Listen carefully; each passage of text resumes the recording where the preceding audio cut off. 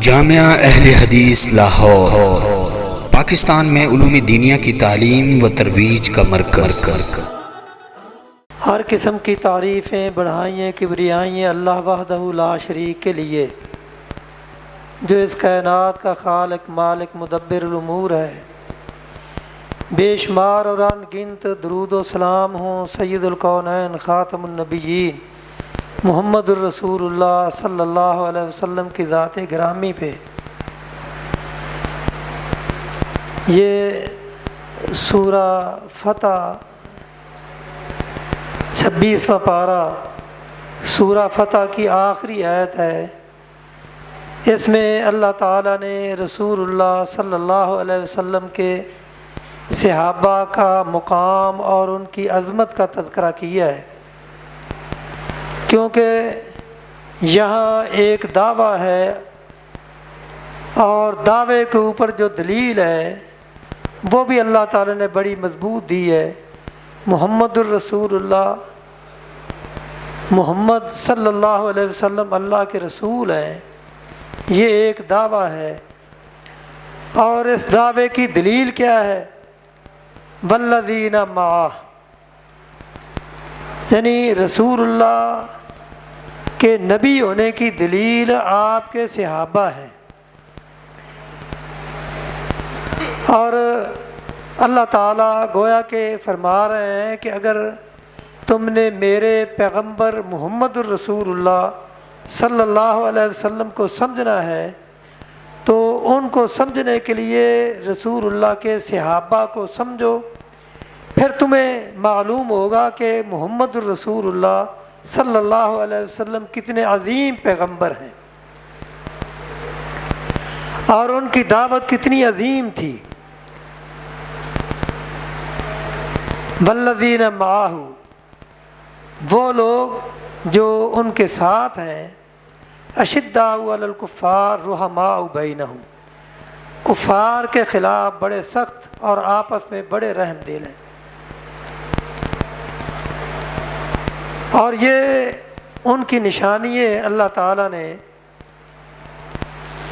تورات اور انجیل میں بھی بیان کی ہے، اور ان کی تک و دو، ان کی دوڑ دھوپ وہ صرف اور صرف اس لیے ہے یبتغون فضلا من اللہ و رضوانا، وہ اللہ کا فضل اور اللہ کی رضا چاہتے ہیں۔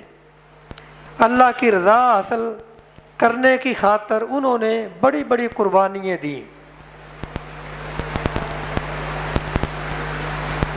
یعنی اگر رسول اللہ صلی اللہ علیہ وسلم کے صحابہ کا تقابل دوسرے انبیاء کے ساتھیوں کے ساتھ کیا جائے تو پھر پتہ چلتا ہے کہ رسول اللہ کے صحابہ کتنے عظیم تھے۔ اللہ تعالیٰ نے قرآن میں موسیٰ علیہ السلام کے ساتھیوں کا تذکرہ کیا ہے کہ ایمان لانے کے بعد اللہ تعالیٰ نے ان کے اوپر کتنے انعامات کیے۔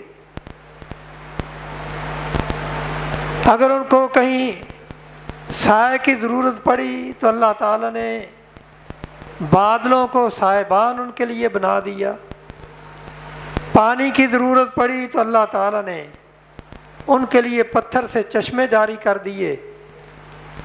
یعنی طرح طرح کی انعامات اللہ تعالیٰ نے ان کے اوپر کیے، لیکن جب آزمائش کی باری آئی تو انہوں نے صاف انکار کر دیا۔ انہوں نے کہہ دیا فاذهب انت وربك فقاتلا انا ہاہنا قاعدون، اے موسیٰ تو اور تیرا رب دونوں جا کے لڑو، ہم ان کا مقابلہ نہیں کر سکتے۔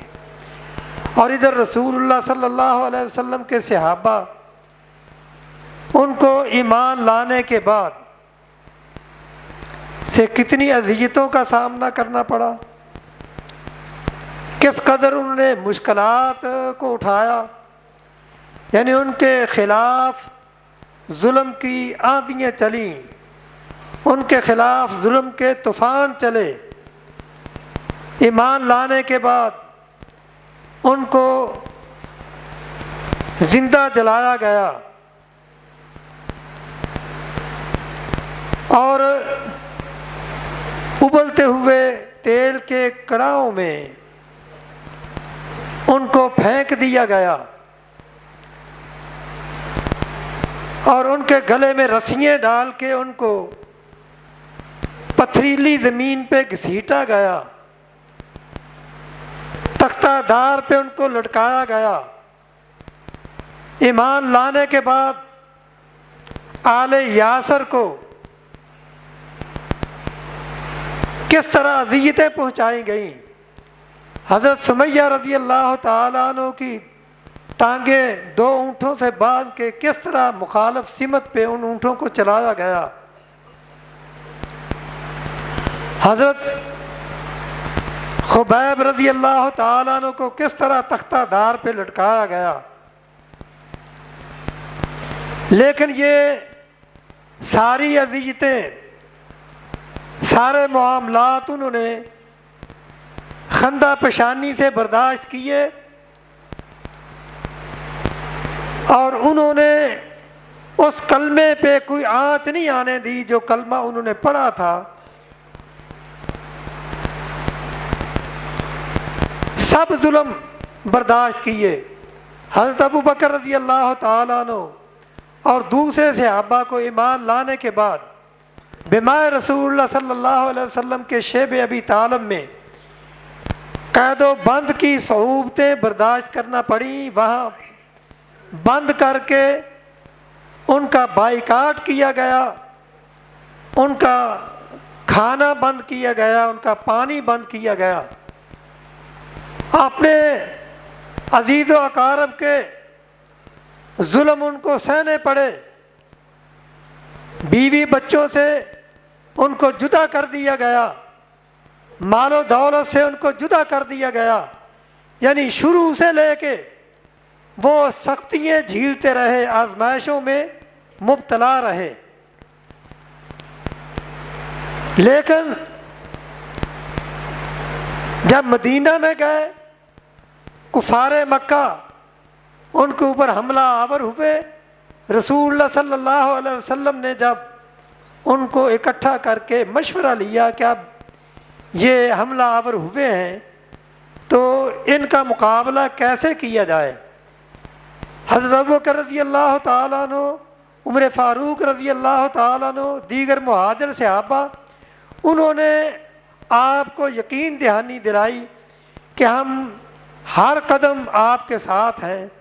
حضرت مقداد رضی اللہ تعالیٰ عنہ اٹھتے ہیں، فرماتے ہیں کہ اے اللہ کے رسول، ہم نے آپ کا کلمہ پڑھا ہے، آپ پہ ہم ایمان لائے ہیں، ہم بنی اسرائیل کی طرح یہ نہیں کہیں گے فَاذْهَبْ أَنْتَ وَرَبُّكَ فَقَاتِلَا إِنَّا هَاهُنَا قَاعِدُونَ، آپ اور آپ کا رب جا کے لڑو، ہم تو یہاں بیٹھے ہیں، ہم آپ کے ساتھ ہوں گے، جہاں آپ کا پسینہ گرے گا ہم اپنے خون بہائیں گے۔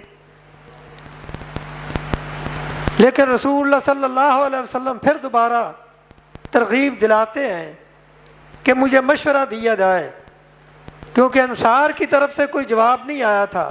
حضرت معاذ بن سعد رضی اللہ تعالیٰ فرماتے ہیں کہ اے اللہ کے رسول، شاید آپ ہم سے جواب سننا چاہتے ہیں، اے اللہ کے رسول آپ یقین کریں، میں آپ کو یقین دہانی دلاتا ہوں کہ ہم نے آپ کے ہاتھ پہ بیعت کی ہے، آپ کا کلمہ پڑھا ہے، تو اب ہم آپ کے ہاتھ میں اپنا ہاتھ دے چکے ہیں، آپ ہم سے جو مطالبہ کریں گے ہم ہر طرح سے آپ کے ساتھ ہیں۔ اگر آپ یہ کہیں کہ تم اس سمندر میں چھلانگیں لگا دو، اے اللہ کے رسول میں قسم اٹھا کے کہتا ہوں کہ ہم آپ سے وجہ بھی نہیں پوچھیں گے اور ہم میں سے کوئی آدمی پیچھے بھی نہیں رہے گا، ہم بغیر پوچھے آپ کے کہنے پہ سمندر میں چھلانگیں لگا دیں گے۔ آپ کا حکم سر آنکھوں پہ، آپ جو کہیں ہم وہ کرنے کے لیے تیار ہیں۔ اور اللہ تعالیٰ نے پھر اسی کا اعزاز انہیں یہ بخشا کہ ان کے لیے کس طرح اللہ تعالیٰ نے قرآن میں تعریفیں نازل کی، یعنی یہی وجہ ہے کہ اللہ تعالیٰ فرماتے ہیں کہ ان صحابہ نے اتنی قربانیاں دیں اور پھر یہ صرف زبانی جمع خرچ نہیں تھا، جب جنگ بدر ہوئی تو انصار کے چھوٹے صحابہ 2 بچے جو ہیں وہ میدان جنگ میں جاتے ہیں، اور عبد الرحمن بن عوف رضی اللہ تعالیٰ عنہ فرماتے ہیں میں کیا دیکھتا ہوں کہ میرے دائیں بائیں 2 بچے ہیں، اور میں بڑا حیران ہوں، میں یہ خواہش کرتا تھا کاش کہ میرے دائیں بائیں کوئی نوجوان ہوتے تاکہ میں ان کفار کا مقابلہ جوان مردی سے کر سکتا، لیکن میں کیا دیکھتا ہوں کہ ان بچوں کے دلوں میں اتنا جذبہ ہے کہ وہ مجھے ابو جہل کا نشان پوچھتے ہیں۔ میں نے جب پوچھا کہ تم نے اس کا نشان کیا کرنا ہے، اس کے حلیے کو کیا کرنا ہے، لیکن جب انہوں نے اصرار کیا تو وہ کہنے لگے کہ اے چچا، ہم یا تو قتل ہو جائیں گے یا اسے ماریں گے، ہم نے یہ قسم اٹھائی ہے کیونکہ ہم نے سنا ہے کہ وہ ہمارے آقا کو گالیاں دیتا ہے۔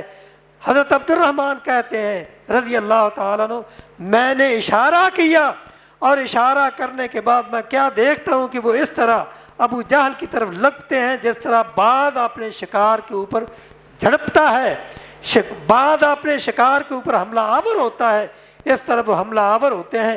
آنن فانن انہوں نے ابو جہل کو قتل کر کے جہنم رسید کر دیا۔ اور یہی وجہ ہے کہ اللہ تعالیٰ نے صحابہ کی اس جان نثاری کو دیکھتے ہوئے ان کے لیے یہ اعلان کیا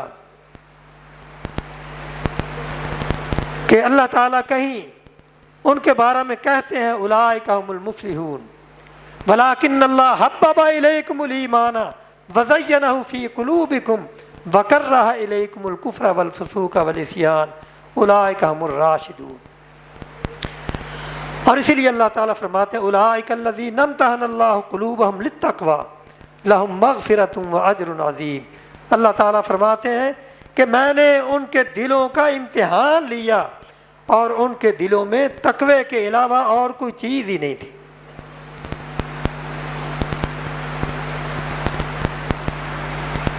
اور رسول اللہ صلی اللہ علیہ وسلم اس لیے فرمایا کرتے تھے کہ اے لوگو اللہ اللہ فی اصحابی لا تتخذوہم غرضا من بعدی، میرے صحابہ کے معاملے میں اللہ سے ڈرتے رہنا، میرے صحابہ کو میرے بعد نشانہ نہ بنانا۔ فبحبی من احبہم، جو ان سے محبت رکھتا ہے وہ میری محبت کی وجہ سے محبت رکھتا ہے۔ فببغضی من ابغضہم، جو ان سے بغض رکھتا ہے وہ یہ سمجھ لے کہ وہ مجھ سے بھی بغض رکھتا ہے، اور جس نے ان سے بغض رکھا اس نے مجھے تکلیف پہنچائی۔ فقد آذانی فقد آذ اللہ، جس نے مجھے تکلیف پہنچائی وہ سمجھ لے کہ اس نے اللہ کو تکلیف پہنچائی۔ ومن آذ اللہ فیوشک ان یاخذہ، جو اللہ کو تکلیف پہنچاتا ہے قیامت کے دن پھر اللہ اسے پکڑے گا، اسے چھوڑے گا نہیں۔ صحابہ کا مقام اور درجہ بہت اونچا ہے، رسول اللہ صلی اللہ علیہ وسلم کی نظر میں بھی اور اللہ کی نظر میں بھی۔ اور اللہ تعالیٰ نے صحابہ کو یہ مقام اور عظمت عطا فرمائی کہ اللہ تعالیٰ ان کے بارے میں فرماتے ہیں کہ السابقون الاولون من المہاجرین والانصار والذین اتبعوہم باحسان رضی اللہ عنہم ورضوا عنہ وَأَعَدَّ لَهُمْ جَنَّاتٍ تَجْرِي تَحْتَهَا الْأَنْهَارُ خَالِدِينَ فِيهَا ذَلِكَ الْفَوْزُ الْعَظِيمُ، یعنی اللہ تعالیٰ نے ان کو السابقون الاولون کہا، کیوں؟ كَانُوا أَحَقَّ بِهَا وَأَهْلَهَا، کیونکہ وہ اس کا حق رکھتے تھے اور اس کے وہ اہل تھے۔ اور اللہ تعالیٰ نے ان کے لیے یہ اعلان کیا لَهُمْ مَغْفِرَةٌ وَأَجْرٌ عَظِيمٌ، ان کے لیے بخشش ہے، اجر عظیم ہے۔ اور یہ اعلان کیوں کیا؟ اس لیے کانوا احق بہا واہلہا والزمہم کلمۃ التقوی، اللہ تعالیٰ فرماتے ہیں اللہ تعالیٰ نے تقوی کا کلمہ ان کے لیے لازم کر دیا، تقوی نے ان کے دلوں میں جگہ لے لی۔ کیوں؟ اس کی وجہ کیا تھی؟ اس کی وجہ یہی تھی کانوا احق بہا واہلہا، وہ اس کے حقدار بھی تھے، اور اس کے اہل بھی تھے۔ اور یہی وجہ ہے کہ رسول اللہ صلی اللہ علیہ وسلم اپنی امت کو یہ فرماتے ہیں کہ اے میری امت کے لوگوں، خیر القرون قرنی، سب سے بہترین زمانہ میرا زمانہ ہے، ثم الذین یلونہم ثم الذین یلونہم۔ رسول اللہ کا زمانہ تمام زمانوں سے بہتر، صحابہ کا زمانہ پھر اس کے بعد۔ اور آپ نے ایک بخاری کی حدیث ہے، بخاری مسلم کی، کہ آپ فرماتے ہیں کہ اے لوگو، النجوم آمنۃ للسماء، یہ ستارے جب تک نکلتے ہیں یہ اس بات کی دلیل ہے کہ آسمان ثابت ہے، آسمان موجود ہے۔ اور جب ستارے ختم ہو جائیں گے، ستارے جھڑ جائیں گے، تو پھر آسمان کے ساتھ جو وعدہ کیا گیا ہے وہ آ جائے گی، یعنی قیامت آ جائے گی۔ وَأَنَا آمَنَةٌ لِأَصْحَابِي، آپ فرماتے ہیں کہ میں اپنے صحابہ کے لیے امن کی ضمانت ہوں۔ جب تک میں دنیا میں موجود ہوں میرے صحابہ فتنوں سے محفوظ رہیں گے، اور جب میں اٹھ جاؤں گا پھر میرے صحابہ کے اوپر وہ چیزیں آ جائیں گی ما یوعدون، جس کا وہ وعدہ دیے گئے ہیں۔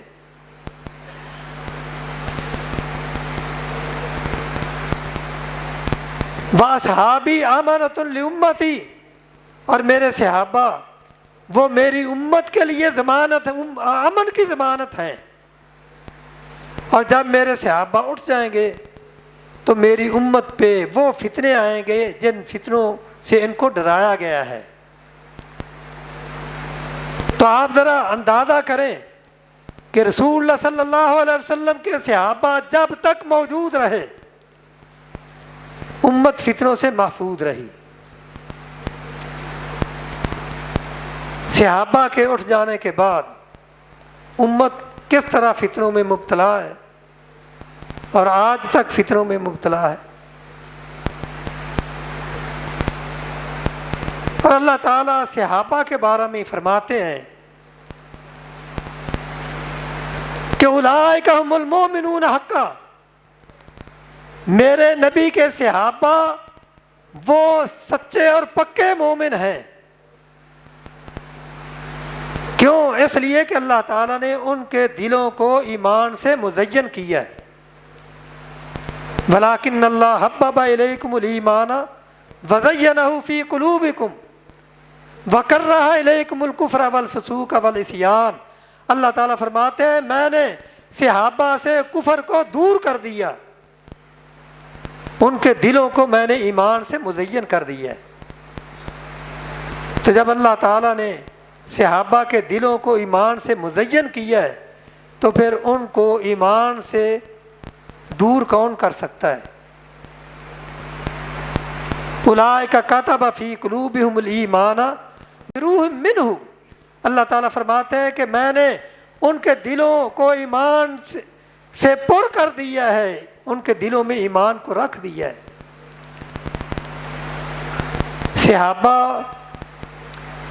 وہ ہستیاں ہیں کہ جن کی بدولت اسلام ہم تک پہنچا۔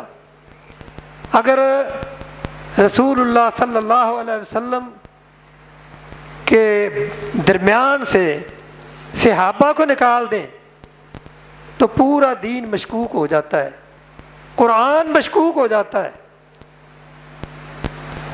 قرآن ہم تک پہنچا تو صحابہ کی وجہ سے پہنچا، اور یہی وجہ ہے کہ حضرت عبداللہ بن مسعود رضی اللہ تعالیٰ عنہ یہ فرمایا کرتے تھے کہ اے لوگو، اولئک اصحاب محمد صلی اللہ علیہ وسلم کانوا افضل هذه الامہ، کہ لوگو محمد الرسول اللہ صلی اللہ علیہ وسلم کے صحابہ اس امت میں سے افضل ترین لوگ ہیں۔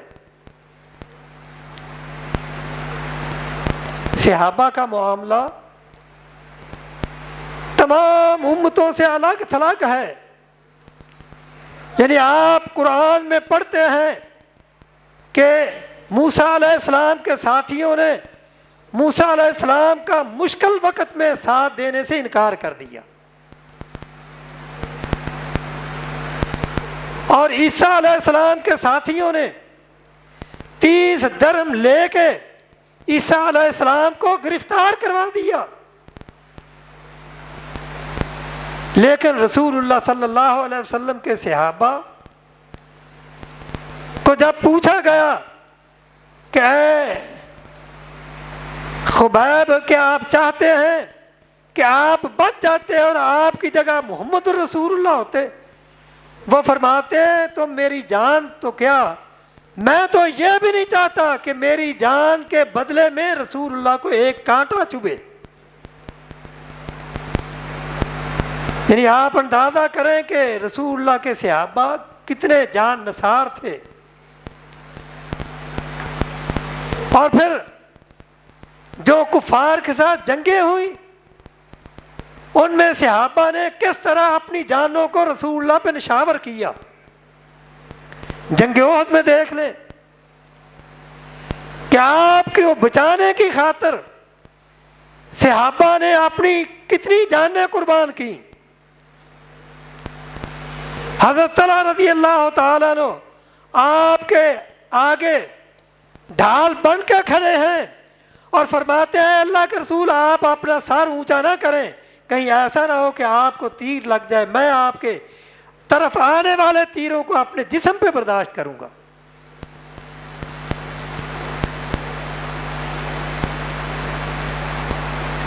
یہی وجہ تھی کہ حضرت ابو عبداللہ بن مسعود رضی اللہ تعالیٰ عنہ فرمایا کرتے تھے کہ اے لوگو، اولئک اصحاب محمد صلی اللہ علیہ وسلم کانوا افضل هذه الامہ، یہ رسول اللہ کے صحابہ تمام امت سے افضل ہیں۔ اختارهم اللہ ابرہا قلوبا واعمقہا علما واقلہا تکلفا، ان کے دل ایمان سے منور تھے اور ان کے وہ علم میں بہت گہرے تھے اور ان کے پاس تکلف کا نام و نشان نہیں تھا۔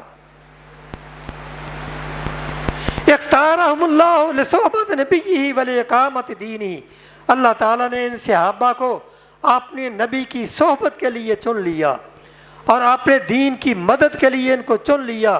اور آگے وہ فرماتے ہیں کہ اے لوگو واتبعوہم، اے لوگو جہاں تک ہو سکتا ہے ان کے نقش قدم پہ چلنے کی کوشش کرو۔ جس طرح صحابہ نے رسول اللہ صلی اللہ علیہ وسلم کی اطاعت کی، جس طرح انہوں نے اپنے نقش چھوڑے، جو اخلاق انہوں نے اپنایا، تم اپنا اخلاق اسی طرح بنانے کی کوشش کرو، اپنے اعمال اسی طرح کے بنانے کی کوشش کرو، اپنے کردار کو اسی طرح سنوارنے کی کوشش کرو۔ اور پھر فرماتے ہیں کہ لوگوں رسول اللہ صلی اللہ علیہ وسلم، اللہ تعالیٰ نے اپنے بندوں کے دلوں کی طرف دیکھا تو اپنے بندوں میں سے سب سے بہترین دل محمد الرسول اللہ صلی اللہ علیہ وسلم کا پایا، تو اللہ تعالیٰ نے ان کو اپنی نبوت کے لیے چن لیا۔ اور اس کے بعد پھر بندوں کے دلوں کی طرف دیکھا تو اللہ تعالیٰ نے صحابہ کے دلوں کو سب سے بہتر پایا، تو صحابہ کو اللہ تعالیٰ نے اپنے نبی کا وزیر چن لیا۔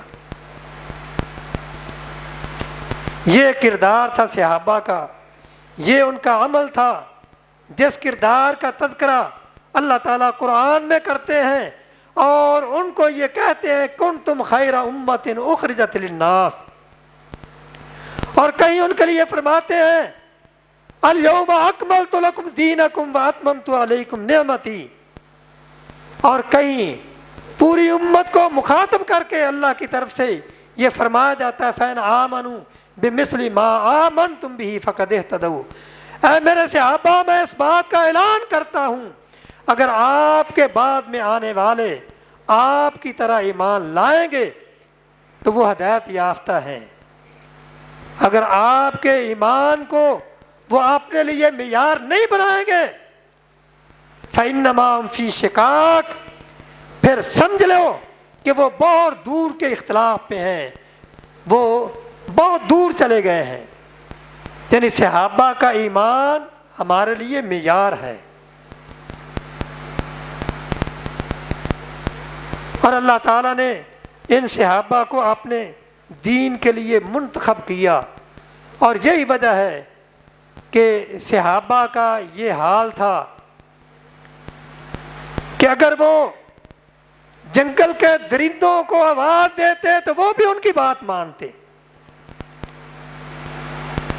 حضرت عقبہ بن نافع رضی اللہ تعالیٰ نے ایک مہم پہ یعنی فتوحات کرتے کرتے وہ افریقہ کے جنگلوں میں چلے جاتے ہیں۔ اب وہاں فتوحات کا دائرہ بہت وسیع تھا، وہاں امن قائم کرنے کے لیے وہاں چھاؤنی چاہیے تھی،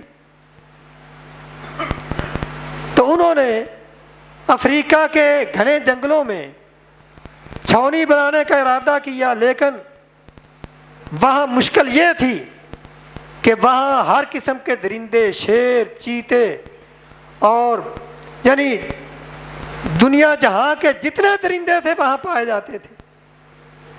اب بڑی مشکل کہ اب اگر یہاں چھاؤنی بناتے ہیں تو امن کیسے ہوگا، یعنی ہم ان درندوں سے محفوظ کیسے رہیں گے؟ تو لشکر کے لوگوں نے عقبہ بن نافع رضی اللہ تعالیٰ عنہ کو کہا کہ آپ ایسا کریں، اس لشکر میں جتنے صحابہ ہیں ان سب کو جمع کر کے آپ اللہ سے دعا کریں کہ اللہ تعالیٰ ان درندوں کو اس جنگل سے نکال دے۔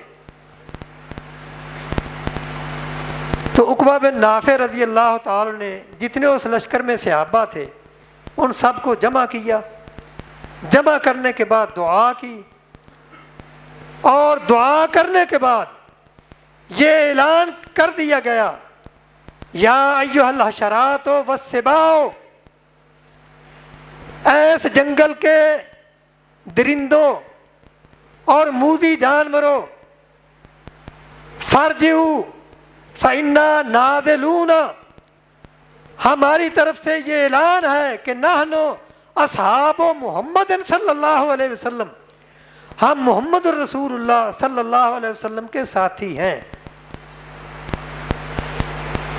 ہم نے ایمان کی حالت میں ان کو دیکھا ہے، کیونکہ صحابی کی تعریف یہی ہے کہ صحابی وہ ہوتا ہے جس نے ایمان کی حالت میں رسول اللہ کو دیکھا ہو اور ایمان کی حالت میں ہی وہ دنیا سے گیا ہو۔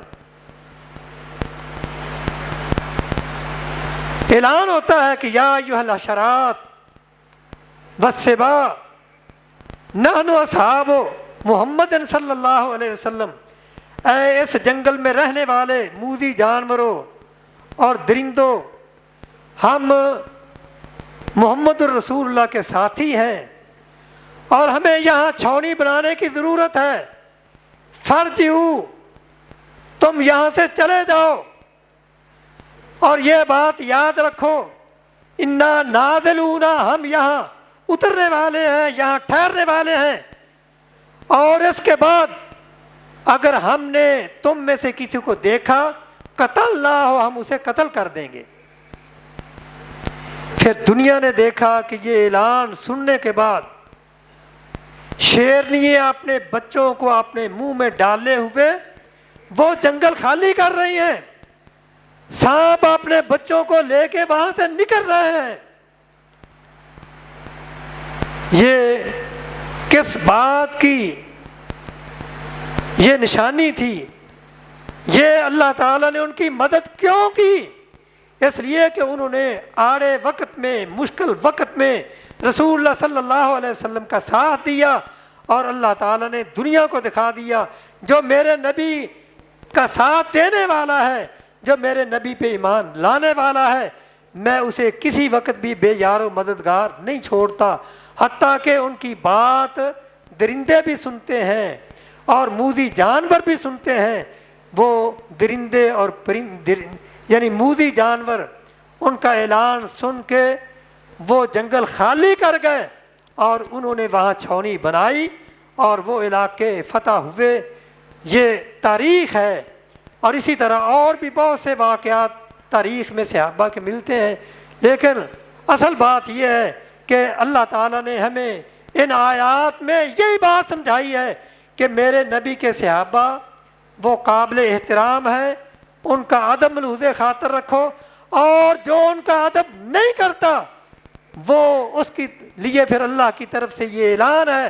رسول اللہ صلی اللہ علیہ وسلم نے فرمایا کہ جو ان الذین، اللہ تعالیٰ فرماتے ہیں ان الذین یؤذون المؤمنین والمؤمنات بغیر مکتسبوا فقد احتملوا بہتانا و اسم مبینا. جو اللہ کے نبی کے صحابہ کو، مومنوں کو اذیت پہنچاتے ہیں، ان کو گالیاں دیتے ہیں، وہ پھر اللہ کے عذاب سے بچ نہیں سکیں گے.